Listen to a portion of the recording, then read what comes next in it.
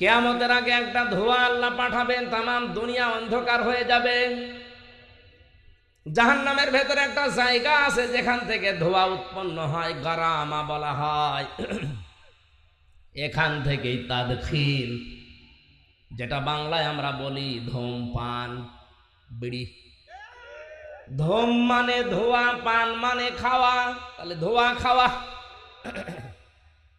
এটা অনেকেই মাকরু বলে উড়িয়ে দিতে পারে না, এটা যে হারাম।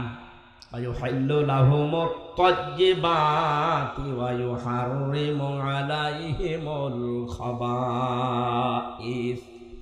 সূরা আরাফের 157 নম্বর আয়াতের মাঝের অংশে আছে, আল্লাহ বলেন, আমি নিজেই শুধু শরীয়ত প্রণয়ন করিনি, আমার নবীকে আমি আল্লাহ শারিহ বানিয়েছি, তিনিও শরীয়ত প্রণেতা। তিনি সমস্ত পবিত্র জিনিসকে হালাল করেছেন তোমাদের জন্যে। আর যত